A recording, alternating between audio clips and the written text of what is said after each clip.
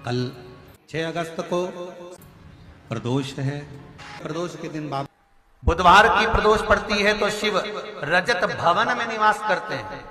बुधवार की प्रदोष कामना की पूर्ति करती है। मेरा मेरी जीजी से, मेरी बहन से निवेदन है, तुम दुनिया के साल भर में कितने भी व्रत कर लो, तुम कितने भी उपास कर लो, तुम कितनी भी पूजन कर लो, तुम कितना भी अनुष्ठान कर लो, सारे व्रतों पर, सारे अनुष्ठानों पर, सारी पूजन पर सावन के महीने के जो सोमवार होते हैं, जो शिवरात्रि होती है, जो प्रदोष होती है, ये पूरे साल के व्रतों पर प्रबलता प्रदान करते हैं, बल देते रहते हैं। पर निवेदन है, सावन के सोमवार का व्रत करो, पर ऐसा व्रत मत करना कि तुम्हारे व्रत करने से परमात्मा को भी टेंशन हो जाए। कई माताएं व्रत कर लेती हैं, मेरा सावन का महीने में व्रत है, पूरा 1 महीना व्रत करूंगी, 1 लौंग खाऊंगी, 1 गिलास दूध लूंगी, इसके सिवाय कुछ नहीं लूंगी, 1 फल खाऊंगी, इसके सिवाय कुछ नहीं। बहू बेचारी बोल रही, मम्मी शुगर ऊपर नीचे हो जाएगी,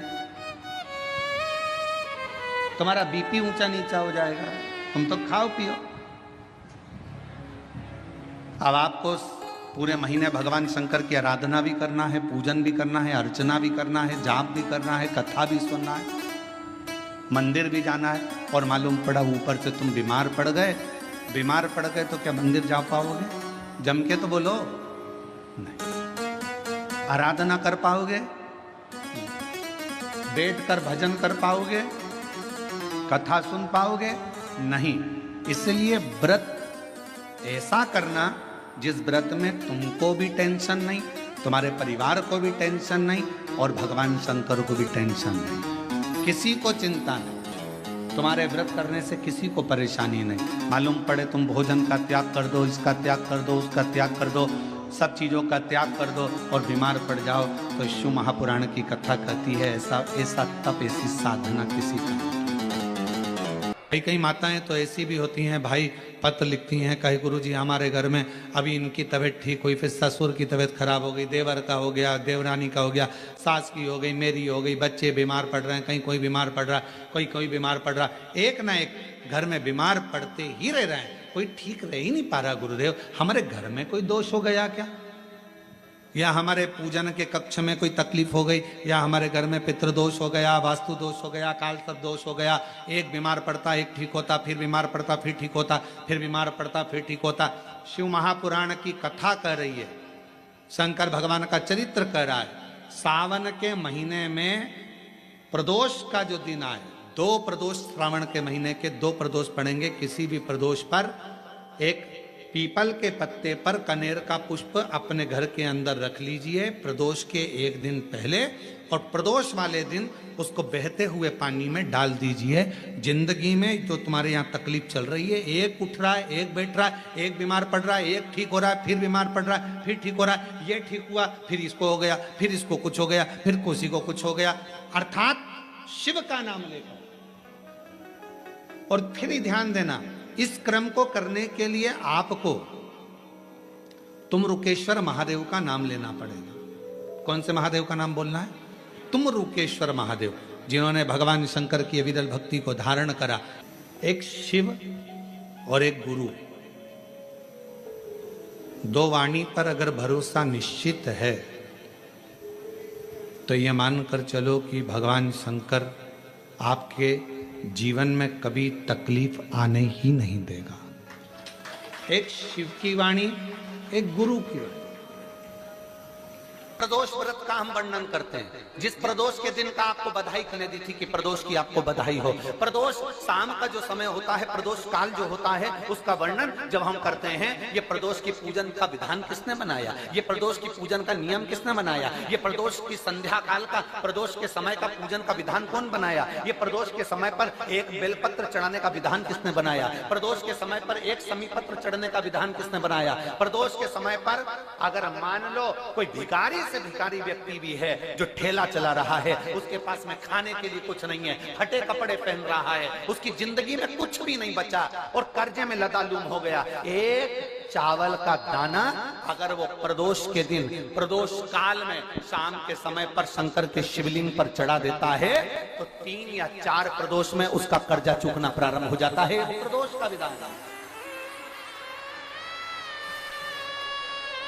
इतना ये प्रदोष का वर्णन करा किसने? इतना प्रदोष की महत्वता बताई किसने? कौन करे इतना वर्णन? अगर प्रदोष की महत्वता बताने वाला कोई है, इसीलिए मेरे शंकर भगवान माता सती को लेकर कुंभज ऋषि के यहाँ, अगस्त ऋषि के यहाँ कथा सुनने के लिए गए थे, क्योंकि उनके बराबर कोई शंकर के महत्व को बता नहीं सकता और प्रदोष के महत्व को नहीं बता सकता। सती मैया को प्रदोष का महत्व बताने के लिए शंकर सती जी को लेकर कुंभज बाबा के यहाँ गए थे, अगस्त ऋषि, कि प्रदोष के महत्व को तो जानो सती, तुम प्रदोष के महत्व को तो सती जानो, तुम प्रदोष के महत्व को तो सती पहचानो कि प्रदोष का महत्व क्या होता है, प्रदोष काल का महत्व क्या होता है, प्रदोष के समय का महत्व क्या होता है। जिस समय पर सूरज डूब रहा हो, चंद्र प्रकाशित हो रहा हो, दोनों का मेल हो रहा हो, ना तो पूरा सूरज डूबा है, ना पूरा चंद्र आया है, ना पूरा अंधेरा है, ना पूरा उजाला है, उस समय को प्रदोष काल कहा गया। उस समय को प्रदोष का समय कहा, प्रदोष काल कहा। अब कई लोग हमसे कहते हैं, गुरुजी आप हमको प्रदोष का समय बताया करो कि प्रदोष काल किसको कहते हैं, प्रदोष का समय किसको कहते हैं। अब एक बात हम आप सबसे कहना चाहते हैं, जितने लोग आस्था चैनल पर सुन रहे हैं, जितने फेसबुक यूट्यूब पर सुन रहे हैं और जितने रेवाड़ी की इस पवित्र धरा पर कथा को सुन रहे हैं, आप सबसे एक बात कहना चाहेंगे, अगर हम समय देखकर बताएं आपको कि शाम को 6 बजे, 6:30 बजे, 6:30 पे लेकर 7:30 के बीच में ये समय है, या 5:30 से लेकर 6:30 तक का ये समय है, या हम तुमको बोल दें कि इतनी बजे ये समय प्रदोष काल का रहेगा या इतनी बजे ये समय रहेगा, तो देखिए कभी कभी ठंड का समय आता है तो दिन जल्दी ढल जाता है, कभी कभी गर्मी का समय रहता है तो दिन बहुत लेट ढलता है। इसलिए समय की गणना से मत चलो, आप तो ये अंदाजा लगाकर रखो कि दिन ढल रहा हो,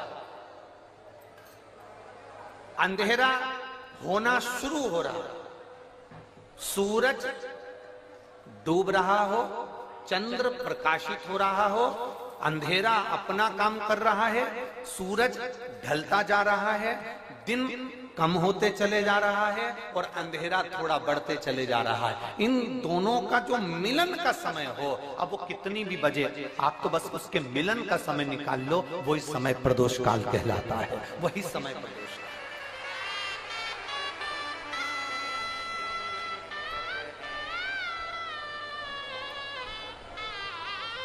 अब प्रदोष काल की पूजन का विधान किसने बनाया?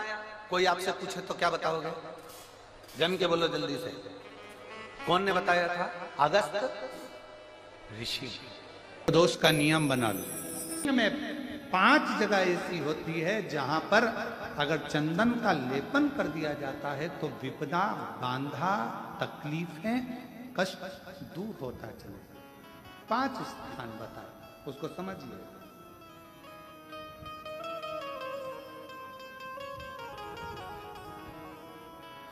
जैसे इसको देखो, ठीक है, ये शिवलिंग को अपन मान लो, इसको जलाधारी मानो जहां से जल बहता, ठीक है। ये गोल भाग जलाधारी जिस पर शिवपिंडी रखी है, यहीं पर अपन गणेश जी, कार्तिकेय का स्थान, बीच में अशोक सुंदरी का स्थान मान लो। अब इसको समझिए, 5 स्थान बताए। पहला स्थान भगवान शंकर के पूरे शिवलिंग का मध्य भाग, ये पूरा जो शिवलिंग है शिव जी का, उस शिवलिंग का मध्य भाग प्रथम। द्वितीय है जहां पर गंगा का अविरल धारा निरंतर बह रही है, द्वितीय स्थान गंगा की धारा का मूल बिंदु शिखा, पहला, दूसरा। तृतीय स्थान उसी के सामने जो जलाधारी का पटका दिख रहा हो, दिखता है जलाधारी का सामने का हिस्सा, भीतर का हिस्सा नहीं, जिस पे रखा है वो हिस्सा नहीं, सामने जो दिख रहा है। 1, 2 और तृतीय स्थान मां अंबा जगदम्बा के कंठ भाग पर चंदन का लेप। महाराज 3 स्थान ये बताए। चौथा स्थान जहां से जल नीचे गिर रहा है, जल गिरने का जो स्थान छोटा सा एक भाग रहता है, जितनी जगह रहती है उसके मध्य भाग, चतुर्थ स्थान। और 5वें नंबर का जो भाग बताया गया वो अशोक सुंदरी का स्थान। ये 5 स्थान ऐसे हैं जहां चंदन का थोड़ी सी बिंदी भी अगर हम लगा देते हैं तो कैसी भी विषम परिस्थिति हो वो टल जाती है और बाबा की कृपा होना। पंचदेव, शिव पंचायत के 5 देवताओं का स्मरण कर कर, सूर्य देव, नारायण, मां अंबा, जगदम्बा, दुर्गा भवानी, भगवान देव महादेव, भगवान श्री गणेश जी महाराज का स्मरण कर कर पंचदेव के नाम से पंच नहीं है अपने मंदिर में। शिव पंचायत नहीं विराज रही है या शिव पंचायत है नहीं, अपने मंदिरों में शिव पंचायत की मूर्ति नहीं है, तो हम 5 स्थान पर लेपन कर सकते। और हम तो यहाँ कभी घर के लोग अगर गलत मार्ग में जा रहे हैं, भटक रहे हैं, तो शिव जी पर इसी 5 स्थान पर पंच कनेर की महत्वता को भी वर्णन किया गया। कनेर का जो पुष्प होता है, देखा है आप लोगों ने रोडों के डिवाइडर पर, क्योंकि उसको पशु पक्षी खाते नहीं है, तो पीला कलर का जो फूल होता है कनेर का, गुलाबी भी होता है, कोई कोई कलर बहुत सारे हो गए आजकल। तो कनेर का, पंच कनेर का पुष्प का प्रयोग भी इन 5 स्थान पर बच्चे, परिवार के लोग अगर गलत व्यसन में जा रहे हैं, मार्ग से भटक रहे हैं, तो उसके लिए भी कर सकते पंच। पर ये मार्ग से भटकने के लिए अगर करेंगे कि मार्ग से भटक रहे हैं उसको सही मार्ग नहीं मिले, तो उसके लिए प्रदोष के दिन ही आपको यह पंच कनेरों का करना पड़ेगा। 5 है जिसके घर में पार्थिव शिवलिंग का निर्माण होता है, उसके घर में कभी लक्ष्मी की कमी नहीं होती है, वहां लक्ष्मी सदा निवास है। कि जिंदगी में कर्जा ही कर्जा डूबा हुआ है, कर्जे में लदा लूम हो और कोई उन्नति हो ही नहीं रही, बहुत कष्ट में हो गए, तो प्रदोष के दिन बेलपत्री के वृक्ष के नीचे दीप लगाएं, शिव जी के मंदिर में जाकर दीप लगाएं और अपने घर के दरवाजे पर दीप लगाएं। प्रदोष के दिन बेलपत्र के वृक्ष के नीचे लगाया गया दीपक, शिव मंदिर में लगाया गया दीपक और अपने दरवाजे पर लगाया गया दीपक, ये तीनों जब एकाग्रित भाव से दीप लगाए जाते हैं तो ब्रह्मा विष्णु महेश हमारे कार्य की सफलता देते ही हैं, उसमें अटकल नहीं है। प्रदोष बन सके तुम्हारे पास में शिवालय हो या बेलपत्री का वृक्ष हो, वहां दीप दान अवश्य करना चाहिए। अभीश्वर महादेव का नाम 7 कनेर के पुष्प, 1 बेलपत्र। जिस समय पर कनेर का फूल बेलपत्र के साथ चढ़ाया जाएगा तो 7 कनेर के पुष्प सीधी बेलपत्र पर आपको रखेंगे। आपका भाग्य ठीक नहीं चल रहा, आपकी किस्मत ठीक नहीं चल रही, आपके ग्रह ठीक नहीं चल रहा है, नंदीश्वर के पास में बैठकर श्री शिवाय नमस्तुभ्यम बोलकर अशोक सुंदरी वाली जगह पर स्पर्श कराकर भगवान शंकर पर 7 फूल के साथ बेलपत्री की डंडी अशोक सुंदरी की साइड हो, ऐसा स्मरण करते हुए शिव को समर्पित कर वही बेलपत्री 5 बार नमः शिवाय या पंचाक्षर मंत्र, षडाक्षर मंत्र बोलकर वही बेलपत्री 3 प्रदोष 4 प्रदोष ने प्रदोष आप चढ़ा रहे हैं, प्रदोष काल में वो बेलपत्री लाकर अपने पूजन वाले स्थान पर रखते जाओ। 1 बेलपत्री 1 प्रदोष पर लाओगे, अगला प्रदोष आएगा, आपके भाग्य बदलने में आपको खुद मालूम पड़ जाएगा कि आपकी किस्मत कैसे बदल। दुनिया में जाकर बोलिया है, जगह जगह जाकर प्रार्थना कर ली, निवेदन कर लिया, तो भी तुम्हारा अगर कोई काम ना बने तब एक काम जरूर करना, 1 बेलपत्र, 1 शमी पत्र, 1 कनेर का फूल देवाधिदेव महादेव को प्रत्येक प्रदोष के दिन शिव जी को जल चढ़ाकर समर्पित करना प्रारंभ कर दो। 2 या 3 प्रदोष निकलेगी, मेरा देवाधिदेव महादेव तुम्हारी झोली खुशी। अगर किसी कामना के वश अगर हम दीप लगा रहे हैं या हमारे मन में कोई भाव उत्पन्न है और हम बाबा से कहना चाहते हैं कि बाबा मेरा ये कार्य है आप पूर्ण करिएगा, तो फिर शिव मंदिर में भी लंबी बाती का दीप आप प्रदोष या सोमवार की अष्टमी या सोमवार या आप शिवरात्रि को बाबा से निवेदन कर कर लगा सकते हैं। हाँ, विशेष जब कोई एक बहुत बड़ी बात हो और आपके कार्य में कहीं अटकल हो रही हो, तो एक ही दीप में 2 बाती शिव और शक्ति, लंबी बाती बनाई शिव और शक्ति के नाम से 2 बाती एक साथ एक दीप में भी लगा सकते हैं।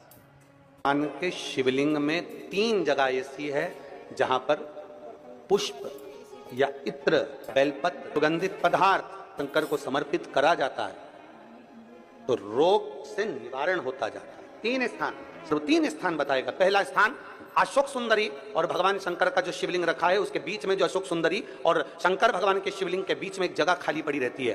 अशोक सुंदरी का स्थान पूर्ण होगा, शिवलिंग होगा, उसके बीच में एक स्थान खाली होता है। उस स्थान पर अगर जिस समय पर भगवान शंकर के जिस अशोक सुंदरी और शिवलिंग के बीच में जो स्थान है वहां पर अगर इत्र लगाया जाए, दूसरे नंबर पर शिवलिंग के ऊपर से लेकर नीचे के मध्य भाग में, जहां मध्य भाग है ये शिवलिंग, ये नीचे का भाग, और मध्य भाग में अगर इत्र लगाया जाए, और तीसरा भगवान शंकर का जो जल नीचे की ओर गिरता है, जहां जो पट्टी रहती है पानी नीचे आने की, उस पट्टी पर अगर इत्र लगाया जाए, ये 3 स्थान इत्र लगाने के होते हैं। अगर वहां लगाया जाए तो कैसा भी रोग हो आपकी जांच अच्छी ही आएगी, बेकार नहीं आ सकती। दुख की जिंदगी चल रही है, बेलपत्र लीजिए और 7 चावल के दाने इस बेलपत्र के मध्य वाली पत्ती पर रख लीजिए। पत्र 7 चावल के दाने मध्य पत्ती पर 7 चावल के दाने, पीला चंदन को घिस कर उसकी एक गोली बनाए, एक गोली गोल कर शिवपिंडी जैसी, शिवलिंग जैसी गोली बनाकर उस चावल के दाने पर रख लो। एक स्थान पर रखकर घर के अंदर ही उसका पूजन कर लो, कर दिए से आरती कर ऐसी कैसी ही बेलपत्र अशोक सुंदरी वाली जगह पर रख दीजिए। ये किसी भी प्रदोष के दिन या किसी भी सोमवार की अष्टमी के दिन या किसी भी विशेष शिवरात्रि के दिन आप ये एक बार केवल करना है और अपने मन की कामना कर उसको रखकर बाबा को घी का 2 दिया लगाकर आ जाना है। मेरा भोलेनाथ आपका हाथ पकड़कर आपको कंपटीशन एग्जाम में विजय दिलाएगा। प्रदोष के दिन यदि आपको कहीं से शमी पत्र मिल जाए, प्रदोष के दिन यदि कहीं से आपको शमी पत्र मिल जाए और प्रदोष काल में, प्रदोष का जो समय होता है, शाम का जो समय होता है प्रदोष काल, 4 प्रदोष 5 प्रदोष आप कर देखिएगा कि आपका कोई काम है, कोई नौकरी के लिए आप अप्लाई कर रहे हैं, कोई समस्या बड़ी विकट आ गई है, कोई तकलीफ विकट आ गई है, कोई समस्या विकट आ गई है, प्रदोष काल में अगर एक शमी पत्र भी आप घर के शिवलिंग को, अब ये करने के लिए आपको मंदिर के शिवलिंग नहीं जाना, अपने घर में जो शिवलिंग, चाहे वो स्फटिक का हो, पारद का हो, कंकर शंकर का हो, लकड़ी का हो, जो शिवलिंग तुम्हारे घर में, कांच का हो, चाहे वो नर्मदा के कंकर का हो, नर्मदेश्वर हो, पाषाण का हो, जो शिवलिंग चांदी का हो, सोने का हो, तांबे का हो, पीतल का हो, जो शिवलिंग तुम्हारे, एक शमी पत्र यदि आप भगवान शंकर के शिवलिंग पर समर्पित कर रहे हो और उस शमी पत्र को उठाकर रात्रि को 9:15 की जो एक मुहूर्त होता है, एक समय होता है, जिस समय पर हम अपने मन की बात भगवान शंकर को कहते हैं, पूर्व में भी इसका वर्णन हम कर चुके हैं कथाओं में। उस 9:15 पर वो शमी पत्र को उठाकर एक कागज में, एक कटोरी में उसको रखते थे। 4 या 5 प्रदोष के उस समी पत्र को अपने पास में रखिए और जिस कार्य के लिए जा रहे हो उसको जेब में ऊपर के भाग में उसको रखकर लेकर जाइए, आपका वो कार्य सफल होकर ही रहेगा, वो रुक नहीं सकता। उस शमी पत्र में इतना बल होता है, प्रदोष का जो शमी पत्र होता है वो बड़ा बलवान होता है, बड़ा।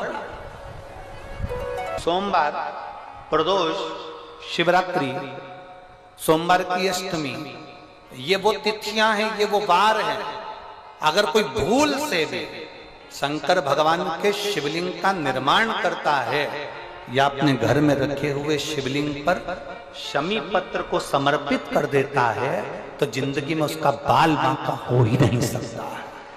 प्रदोष के शमी पत्र में बल होता है, प्रदोष के शमी पत्र में।